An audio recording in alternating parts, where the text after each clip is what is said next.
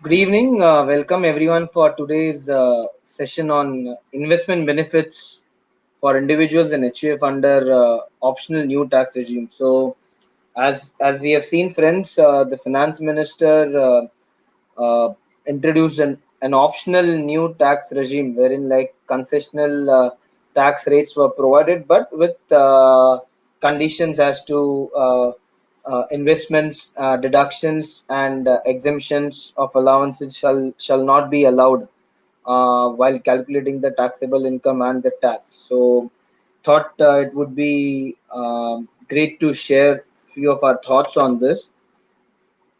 Before starting, would like to acknowledge the efforts of Anand in making this presentation ready. The legends use ECS Electronic Clearance System, HUF Hindu Undivided Family, NPS Notified Pension Scheme. The schema for the evening introduction, the new tax regime, that is section 115 BAC, invents incentives which cannot be claimed, manner of choosing options, incentives which can be claimed, allowances which are still exempt, old versus new tax regime, and the conclusion. So, friends, as we have seen, it's an optional tax regime, friends. It is not a compulsory. So, the taxpayer will have an option before filing the return of income whether he wants to choose for a new tax regime or he can opt for the old one. So, he has to calculate his tax position beforehand and then opt for either of the regimes which is beneficial to him or her. The new tax regime, the tax rates, if you see a comparison, friends, up to 2.5 lakh nil under both new as well as old tax regime. 2.5 lakh to 2.5 lakh to 5 lakh, it's 5% in new tax regime, also 5% in old tax regime. Here's the change from 5 lakh to 7.5 lakh, 10% in new tax regime. Old tax, it's still 20%. 7.5 to 10 lakh, it is 15%. Old again, it is 20%. 10 lakh to 12.5 lakh, 20% in new tax regime. Old again, it is 30%. 12.5 lakh to 15 lakh, it is 25%. It's again 30% in old. Above 15 lakhs is 30 and 30 in new as well as old. However, friends, it shall be noted that the provisions related to AMT and AMT credit as well shall not be applicable. So there won't be alternate minimum tax which would be chargeable, and also whatever credit which is available for a person having business income, that also shall lapse. So those provisions shall not be applicable once you opt for new tax regime. Incentives which cannot be claimed: leave travel concession, house rent allowances, allowances to MPs, MLAs, allowances for income of minor, exemption for special economic zone unit, standard deduction which is again available against the salary, deduction for entertainment allowance and professional tax, interest under section 24 in respect of self-occupied or vacant property, additional depreciation for new plant and machinery or investment in new plant and machine notified backward areas, deduction for donation for or expenditure on scientific research, deduction for tea, coffee, and rubber development account and site restoration fund account. This is pertaining to section 33 AB and 33 ABA.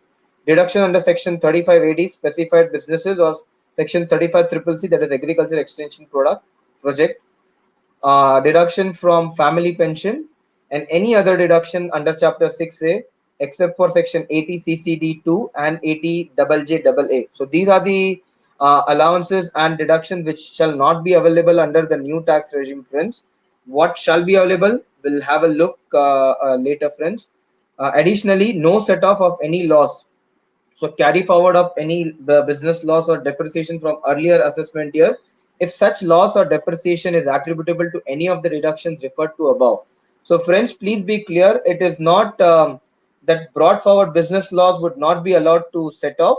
It is only if that loss is attributable to any of the deductions. Say, for example, the loss is attributable to additional depreciation for new plant and machinery, so that won't be allowed. If at all it is relating to, say, deduction on account of expenditure in relation to scientific research, so that loss shall not be allowed. Normal business loss operating under normal circumstances, that shall be allowed as deduction even under the new tax regime. under that house property with any other head of income. So if you have any house property loss for financial year 1920, you have to set off only against house property income. If house property income is utilized fully, the balance loss shall not be set off against any other income. It shall be allowed to be carried forward to subsequent years. No exemption or deduction for allowances or perquisites by whatever name called provided under any other law for the time being in force.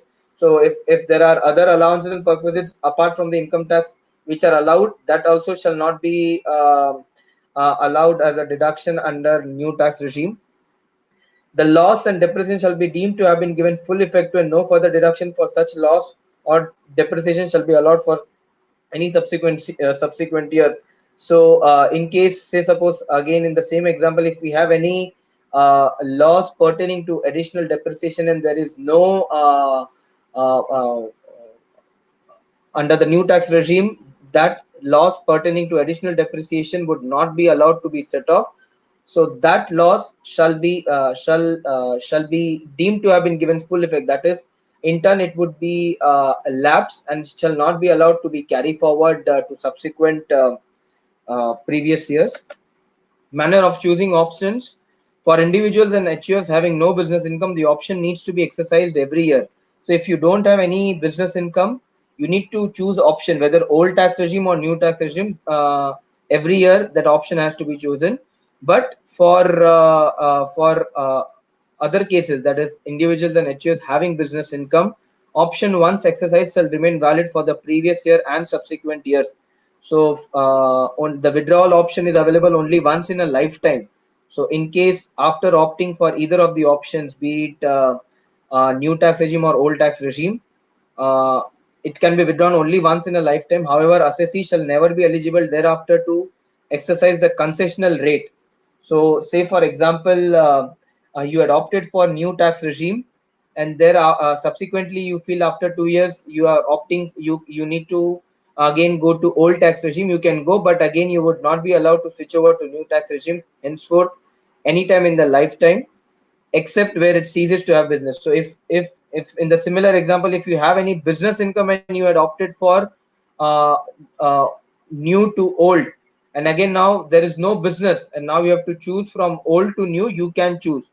So except in case a business ceases to exist or there is no business income, option once withdrawn would not be again allowed to be taken anytime in the future financial years. Option needs to be chosen before the due date of filing of return. Incentives which can be claimed, friends. Okay, before that, an illustration. Mr. R is an individual is engaged in the business of producing rubber products. During the financial year 1920, the business income and income from house property earned amounts to rupees 8 lakh and 30,000 respectively. Calculate the total income considering the following: 2017-18, there's a normal business loss which is brought forward in 1920 above of 1 lakh. 18-19, business loss attributable to additional depreciation which is 2.5 lakh. 2019-20, loss from house property is 50,000. So let's see the solution, friends, or the taxable income under new as well as old. Under old tax regime, 8 lakh income from house property 30-30. So there won't be any taxable income from house property, and the balance 20 of the brought forward house property loss would be adjusted against 8 lakh of business income. Also, 1 lakh of 17-18, that is brought forward loss of business, and 2.5 lakh of 18-19, that also shall be allowed to set off. The net income under old tax regime would be 4 lakh 30,000.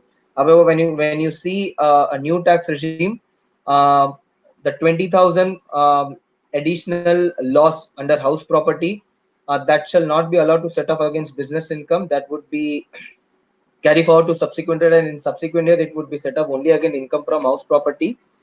2.5 lakh of loss attributable to additional depreciation, that as well shall not be allowed to be set off. So under new tax regime, the taxable income would be 7 lakh. Incentives and allowances which can be still claimed: employer contribution under NPS section 80 CCD 2. An employee can claim a deduction of the amount of a contribution made by his employer towards the pension scheme notified by the central government. The amount of deduction cannot exist. In case an employer on behalf of an employee makes any investment in national pension scheme, that shall be allowed. However, the deduction cannot exceed 14% where the employer is the central government, 10% where the employer is any other person. The above percentage is applied on the salary of the employee in the previous year. The term salary shall include DNS allowance, but excludes all other allowances and perquisites. The second incentive which is still allowed is a deduction which is still allowed under new tax regime is section 80 double G double A. We've seen, friends, earlier in our earlier sessions as well, what is the meaning of or the deduction which is available under section 80 double J double A. It is available for the employee cost for additional employees, which shall be allowed for 3 assessment years starting from the year in which the employment is provided. What is the meaning of additional employee? An employee who has been employed during the year and whose employment has the effect of increasing the total number of employees as on the last day of the preceding year. Who shall be excluded? Employee whose total emoluments are more than 25,000 per month. An employee does not participate in the recognized provident fund. An employee for whom the entire contribution is paid by the government under the employees pension scheme. An employee employed for a period of less than 240 days during the previous year. The above shall be 150 days in case of business of manufacturing apparel or footwear or leather products. Additional employee cost means the total emoluments paid or payable to an additional employee employed during the previous year. In case of existing business, additional employee cost shall be nil if there is no increase in the number of employees from the total number of employees employed and on the last day of the preceding year. Employment emoluments are paid otherwise other than by an account paycheck or by use of ECS. So in case the salary payment or the employee cost is paid through cash, then that in such a scenario deduction shall not be available. In the case of new business, all the emoluments paid or payable to employees employed during the first year shall be deemed to be the additional employee cost. Emoluments again refer to any sum paid to an employee in lieu of his employment. Allowances which are still exempt, which are also exempt in the old tax regime, which are still exempt in the new as well. Any allowance granted to meet the cost of travel, that is a travel conveyance or travel allowance. Transport allowance granted to a driving employee. Conveyance allowance granted to commute from home to office and office to home. Daily allowance to meet the ordinary daily charges incurred by an employee on account of absence from his normal place of duty. So these are the allowances which were exempt in the old tax regime, which shall be still exempt in the new tax regime. Old versus new. So what exactly is the difference, friends? A person who is claiming a lower amount of exemption or no exemption, that is no deduction under section 80. So there are not investment linked deductions for for a taxpayer. Then in such a scenario, he can think of a new tax regime and get the benefit. Also, person having presumptive income for taxation, and if he is not having much exemptions under chapter 6A, then he also may choose for the new tax regime. Obviously the new or old has to be chosen based on the tax position. So we need to calculate our tax position before opting for such an option. Income tax department has provided a calculator, but it is just to provide a basic idea about the tax positions, which is available on the income tax India efiling.gov.in website. But however, it is not that comprehensive, friends. It will just give a basic idea, nothing much in terms of the calculations. Mr. S, not a senior, earns salary income of rupees 20 lakh annually. He avails the full rupees 1.5 lakh limit of section 80C through tax saving investments. Beside this, he bought health insurance for which he paid premium of 25,000, which he can claim deduction under 80D. His employer made a contribution of rupees 30,000 in notified pension scheme. He claimed HRA allowance and leave travel allowances of rupees 50,000 and 20,000, which are fully tax exempted. So, computation of taxable income of Mr. S under old tax regime as well as new tax regime. Annual income will be same. Standard deduction shall be allowed in old tax regime, not in new. 1.5 lakh of tax saving investment under section 80C shall be allowed under old tax regime and not new one. 50,000 HRA under old and not under the new tax regime. Same way, 25,000 of health insurance payment under Section 80D, 25,000 of leave travel allowances shall be allowed. These both would be allowed under old tax regime and not the new tax regime. Employer contribution to NPS shall be allowed under both the regimes, that is old as well as new. So total deduction and exemption under section under old tax regime is 3,30,000. So the net taxable income shall be 16.7 lakh. Under new tax regime, it would be 19.7 lakh the taxable income. Now calculation of tax. If you see, friends, under old tax regime, the tax comes to around the basic tax comes to around 3,13,500 plus cess at 4%. So it comes to 3,26,040. Under new tax regime, the basic tax itself is 3,28,500 plus 4% education cess, which is 13,140. The total comes to 3,41,640. The tax benefit in old, and so under old tax regime you will be saving a tax of 15,600, where vis-a-vis the new tax regime. So as and when you're choosing any option, friends, it is better to calculate a tax position and then choose for an option considering what are the exemptions and deductions which would be available under old regime as well as under the new tax regime, and then take a call. Investments are made solely for the purpose of claiming exemption. This new tax will increase the amount of disposable income in the hands of taxpayer. However, the success of optional tax regime would be seen once the first year of filing income tax return, that is AY 2021, is completed. We'll get an idea as to how many taxpayers have chosen for the new tax regime and what is the percentage of taxpayers still going with the old tax regime. So these were some of the thoughts, friends. Any questions would be happy to answer. So there is a question: in case of an individual having professional income, whether there is an option for him or her to choose between new regime or old regime every year. So the wording which have been used is it's only a business income, Bharti. So uh, a, a stand can be taken that business income would include professional income because there is no separate head of income as income from profession. So that also gets categorized under the head business, that is income from. So we say profits and gains from business and profession. So profession as well would be treated at par with business income for the purpose of choosing an option whether to go for new regime or old regime every year.